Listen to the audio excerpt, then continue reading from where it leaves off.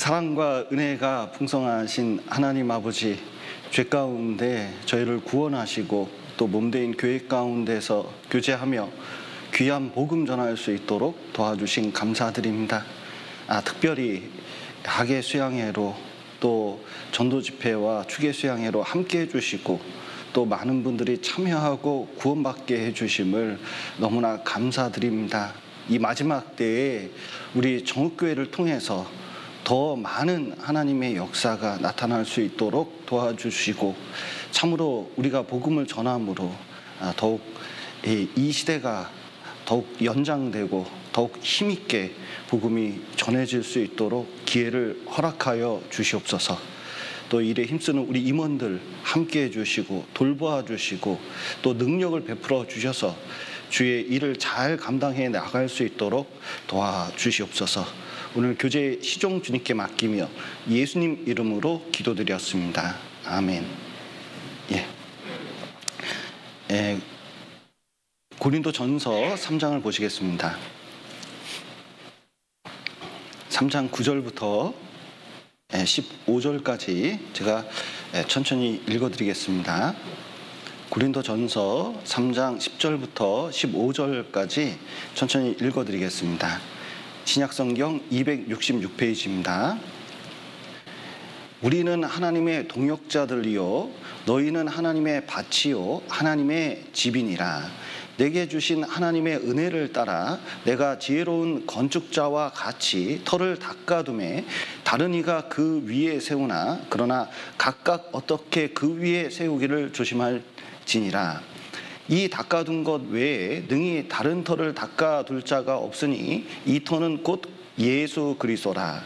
만일 누구든지 금이나 은이나 보석이나 나무나 풀이나 짚으로 이 터 위에 세우면 각각 공력이 나타날 터인데 그날이 공력을 밝히리니 이는 불로 나타내고 그 불이 각 사람의 공력이 어떠한 것을 시험할 것임이니라. 만일 누구든지 그 위에 세운 공력이 그대로 있으면 상을 받고 누구든지 공력이 불타면 해를 받으리니 그러나 자기는 구원을 얻되 불 가운데서 얻은 것 같으리라. 지난번에 우리가 하나님의 동역자들 또 하나님의 밭 이런 주제로 이제 계속 임원 모임 때마다 이렇게 말씀을 드렸습니다. 오늘 하나님의 집에 대해서 좀 말씀을 드릴 건데 이제 고린도 교회에 하나님의 집이라고 표현한 것은 이제 하나님의 집은 교회를 가리키고 있습니다. 근데 교회 내에 이제 네 파가 있죠. 그래서 그리스도파, 베드로파, 바울파, 아볼로파 파가 이렇게 이제 나뉘면서 자꾸 이제 자신이 옳다고 주장하면서 갈등이 생기는 거예요. 그런데 이제 놀라운 것은 자신의 신앙뿐만 아니라 자신이 몸담고 있는 교회를 허물고 있다는 걸 잘 모르고 있는 겁니다. 본인은 세운다고 생각하는데 교회는 허물어지고 있어요. 그래서 실제로 우리가 신앙생활을 하면서 교회를 세우는 자가 될 것인가 아니면 허무는 자가 될 것인가는 굉장히 이제 중요한 문제입니다. 그래서 특별히 왜 교회 내에서 그렇게 그 목소리를 높이고 그리고 다른 사람하고 갈등 구조가 되고 분쟁이 있을까? 그것은 하나님의 집이고 그 안에 하나님이 주권을 가지시고 다스린다는 거. 하나님에 대한 인식이 적기 때문에 그런 거예요. 그래서 교회 안에서는 이 모든 신앙생활 가운데 말과 행동이 조심스러울 수밖에 없는 것은 하나님 앞에 있고 하나님 앞에 심판받는다는 것을 꼭 기억할 필요가 있다는 것입니다. 그래서 교회를 어떻게 건축할 것인가, 내 신앙을 주님 만나 뵐 때 어떻게 건축할 것인가는 굉장히 중요하다는 겁니다. 특별히 여기 사도 바울은 자기를 지혜로운 건축자처럼 이제 표현해 놓고 있습니다. 여기 10절 보시죠. 내가 주신 하나님의 은혜를 따라 내가 지혜로운 건축자와 같이 터를 닦아둠에 다른 이가 그 위에 세우나 그러나 각각 어떻게 그 위에 세우기를 조심할지니라. 지혜로운 건축자와 같다 그랬는데 이것은 교회의 기초를 세운다는 뜻입니다. 바울 사도는 고린도 교회 1년 8개월, 그리고 에베소 교회 3년, 그리고 데살로니가 교회에서는 1년 있으면서 이게 복음을 계속 전했어요. 로마서도 고린도 교회에 있을 때 썼다고 알려져 있거든요. 근데 로마서의 핵심적인 내용이 뭐죠? 복음에 관한 내용이잖아요. 왜 복음에 관한 내용을 이렇게 자세히 기록을 해놨을까? 이유는 수많은 질문과 복음을 전하면서 가장 핵심적인 내용을 정리해 둔 겁니다. 우리식으로 하면 성경 강연의 내용을 아주 요약본으로 만들어 놓은 것이 로마서라고 할 수가 있어요. 근데 로마서는 뭐냐면 신앙의 기초잖아요. 복음이잖아요. 그래서 각 교회마다 가서 이제 복음을 전하고 교회가 되게끔 하고 이제 터를 닦아두는 그런 일을 이제 바울은 했습니다. 근데 바울은 왜 이렇게 교회를 세우려고 노력을 했을까요? 왜냐하면 복음은 교회가 세워지지 않으면 안 전해져요. 그러니까 복음 전하는 것을 복음을 깨닫고 개인적으로 전하면 되는 걸로 착각하는 경우가 있습니다. 그래서 옛날에 이현 목사님도 복음을 깨닫고 3년 반 동안 전국을 돌아다니면서 오라는 교회 다 가서 복음을 다 전했거든요. 구원 몇 명 받았게요? 놀랍게도 한 명도 구원 못 받았다고 본인이 간증하셔요. 우정호 목사님께서도 대전에서 혼자 이렇게 열심히 전도하셨거든요. 근데 놀랍게도 전도가 안 돼요. 근데 수양회를 하고 그리고 전국에서 같이 모이면서 복음을 같이 전하니까 쭉 전해지더라, 이런 말씀을 하셔요. 그리고 또 복음이 안 전해진 교회에 이제 그 지역마다 교회를 세우니까 그 지역에서 점점 뭐냐면 교회를 세운과 동시에 커집니다. 그래서 복음 전하는데 정말 필요한 것이 무엇이냐면 교회라는 것을 아주 절실하게 깨달은 적이 있어요. 그래서 바울은 가는 곳마다 복음을 전하고 복음을 전하는 것으로 끝나는 게 아니라 교회를 세우는 겁니다. 그러니까 우리 선교를 어떻게 하죠?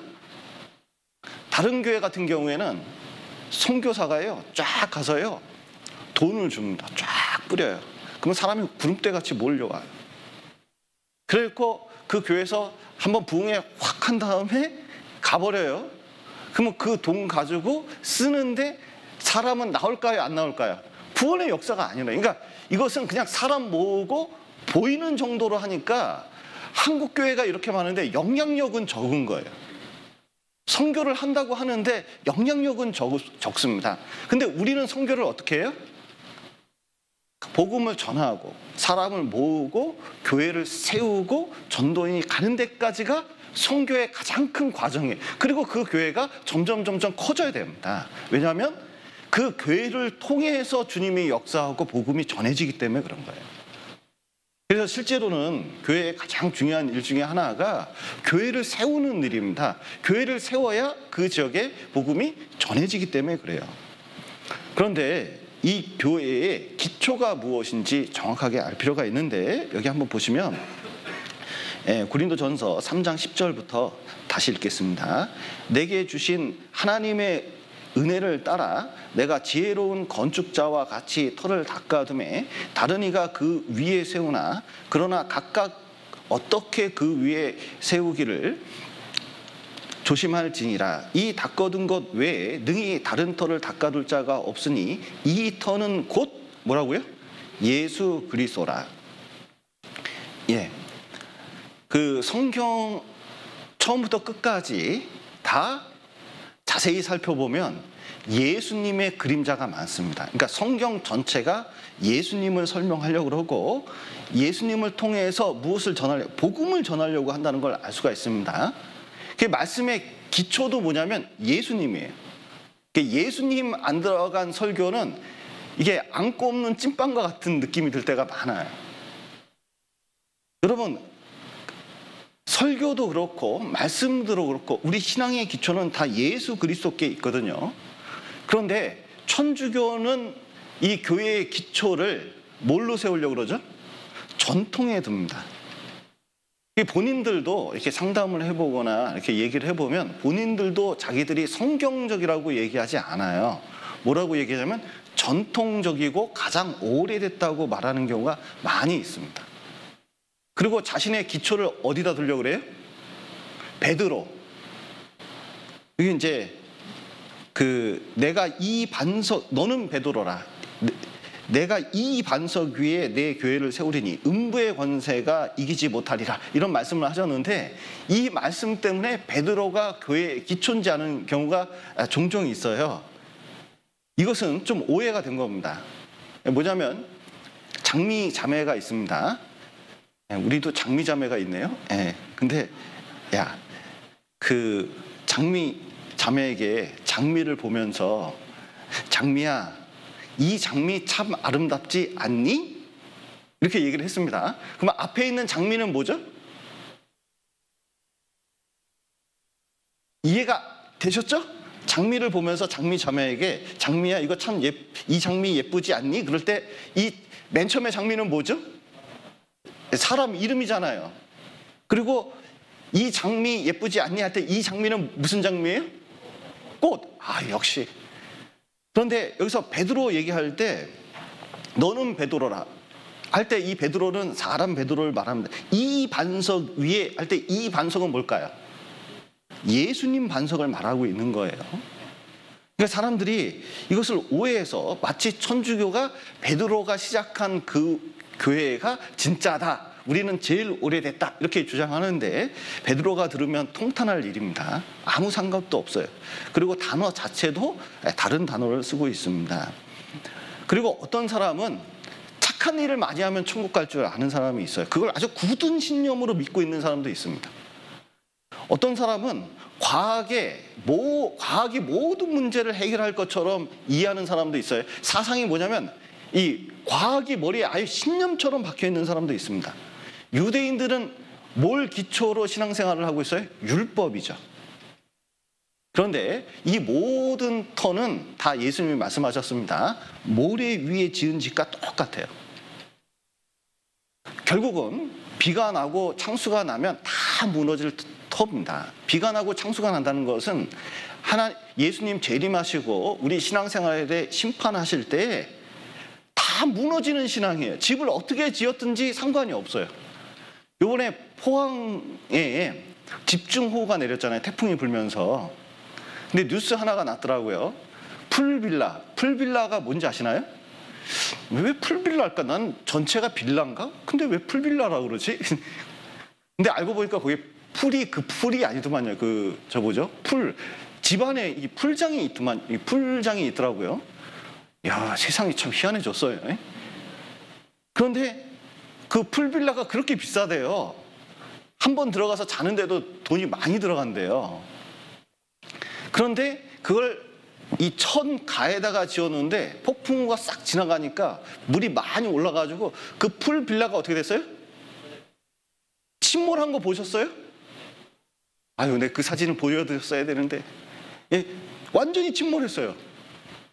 그런데 건물주가 뭐라냐면 이 건물은 아버지가 심혈을 기울여서 지은 집이기 때문에 이거 튼튼하게 지었어요. 그런데 문제가 뭐예요?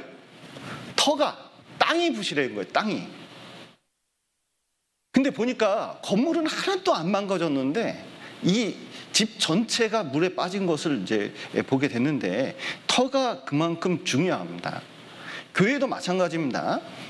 교회는 역사나 크기나 프로그램에서 교회의 힘이 나오는 게 아니에요. 교회의 힘은 많이 배운 사람, 능력 있는 사람, 재능 많이 있는 사람을 통해서 힘이 생기는 게 아닙니다. 교회의 힘은 어디 있느냐? 복음을 전하는 데 있고 말씀을 전하는 데 있는 거예요. 그러니까 이 가운데 복음이 얼마나 역사하느냐, 말씀이 얼마나 역사하느냐에 따라서 이 교회가 힘이 있고 힘이 없고가 정해지는 겁니다. 그래서 이 교회의 모든 그 뿌리, 그 힘을 얻으려면 어떻게 되느냐? 이 복음을 계속 파고 들어야 되거든요.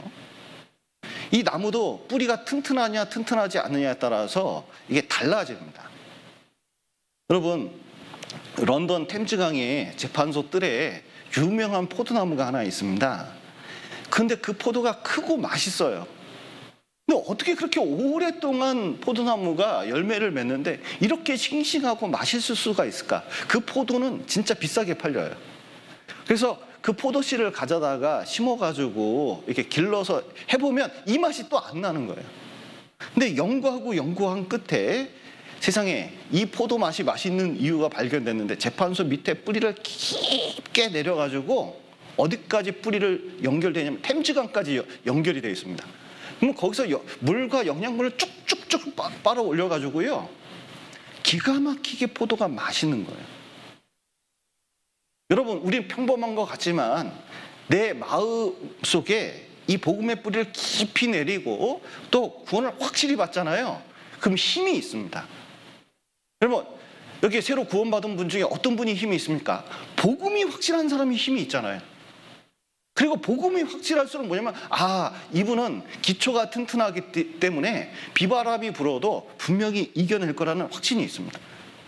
근데 어떤 분은 외형적으로는 좋은데 이 복음의 뿌리가, 복음이 흔들흔들하는 분이 있거든요. 그럼 무슨 사건이 있으면 안 보여.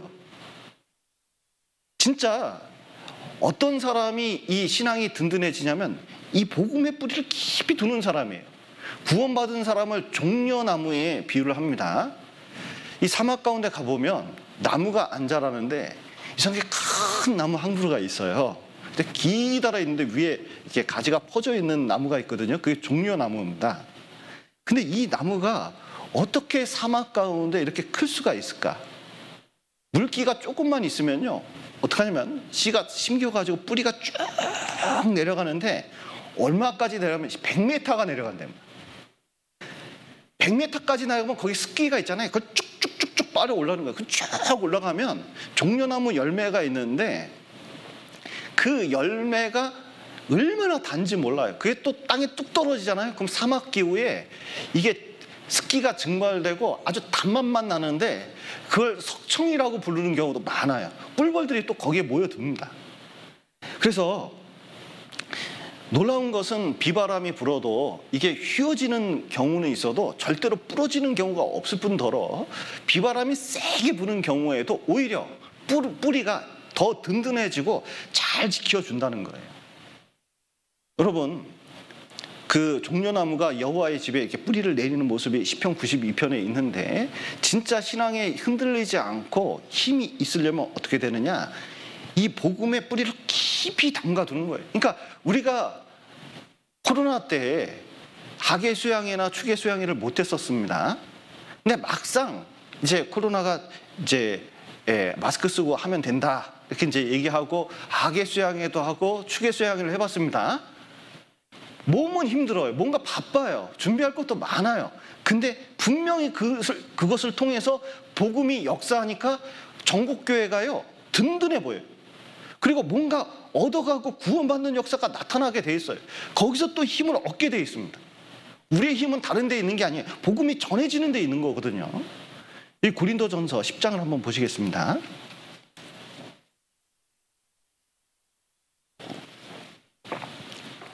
10장 1절부터 4절까지 제가 읽어드리겠습니다. 형제들아, 너희가 알지 못하기를 내가 원치 아니하노니 우리 조상들이 다 구름 아래 있고 바다 가운데로 지나며 모세에게 속하여 다 구름과 바다에서 세례를 받고 다 같은 신령한 식물을 먹으며 다 같은 신령한 음료를 마셨으니 이는 저희를 따르는 신령한 반석으로부터 마셨음에 그 반석은 곧 누구라고요? 그리스도시라.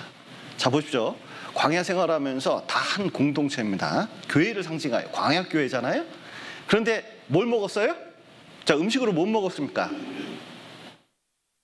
음식에 너무 만났나 봐요. 그래서 이름이 만나예요. 그런데 이 만나가요 뭘 상징합니까? 만나가 뭘 상징하죠? 요한복음 6장에 보면 그 신령한 음식, 예수 그리스도의 몸을 상징하는 게 만나예요. 그리고 이 반석에서 생수가 나와서 그걸 다 마셨어요. 그 반석이 뭐냐면 누굴 상징하고 있죠? 예수 그리스도. 결국 뭐냐? 예수 그리스도라는 건 복음을 상징하고 있는데 그 십자가를 상징하고 있는데 실제로 마실 음식도 마실 음료도 거기서 나오는 음식과 음료를 먹으면서 광야 생활을 버티면서 끝까지 가나안 땅까지 간 거예요. 40년 동안.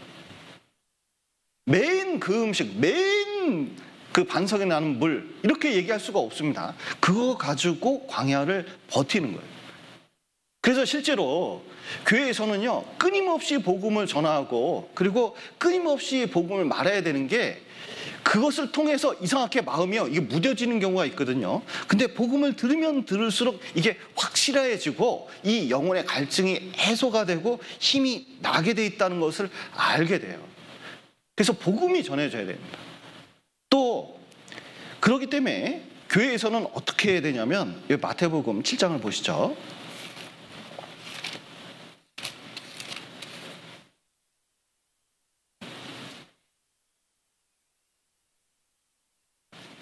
(7장) 24절.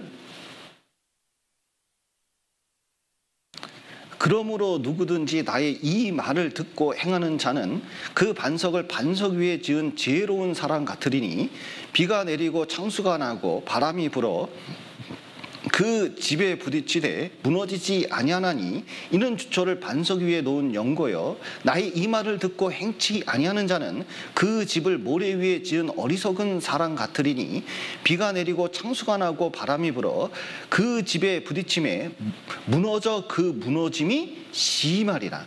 예. 이 보면 여기 반석이 있고 모래 위에 지은 집이 있습니다.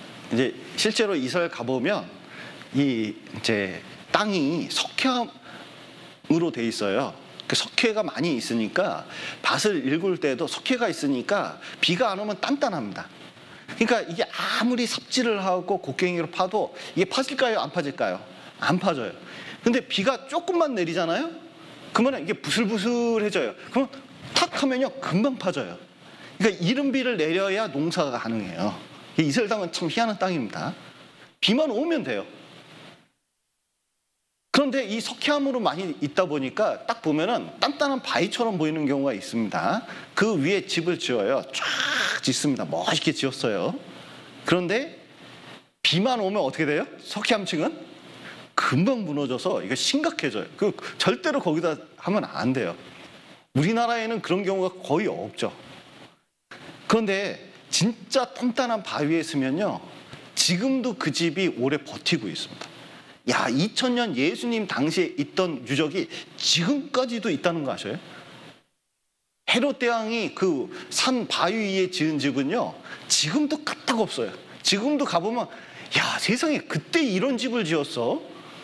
와, 산 꼭대기에다가 마사다 같은 데 한번 올라가 보셔요. 진짜 대단합니다.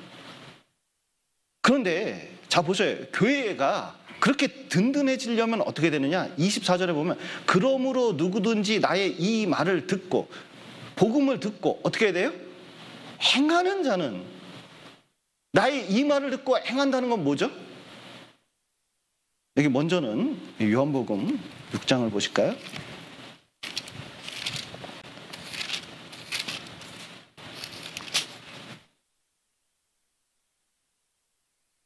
6장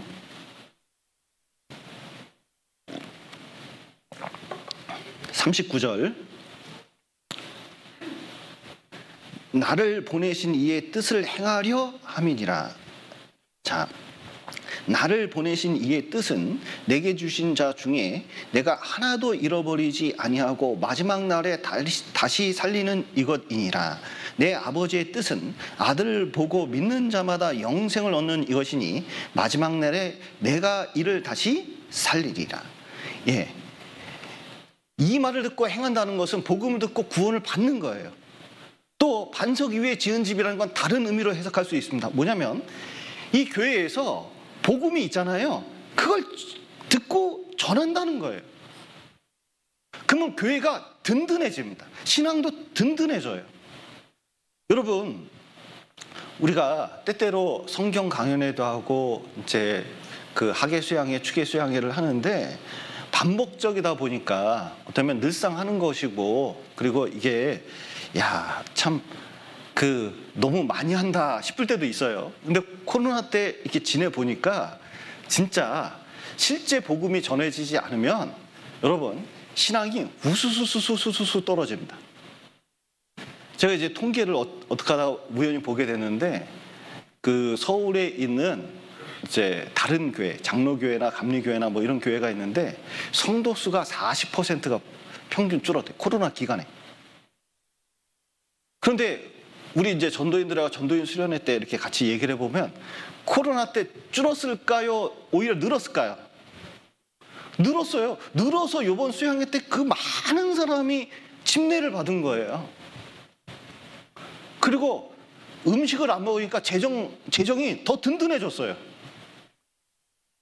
너무 감사한 건 정읍교회 빚이 없다는 거예요. 참. 그러니까 그런데 진짜 왜 그런 일이 있을까 곰곰이 생각을 해봐요.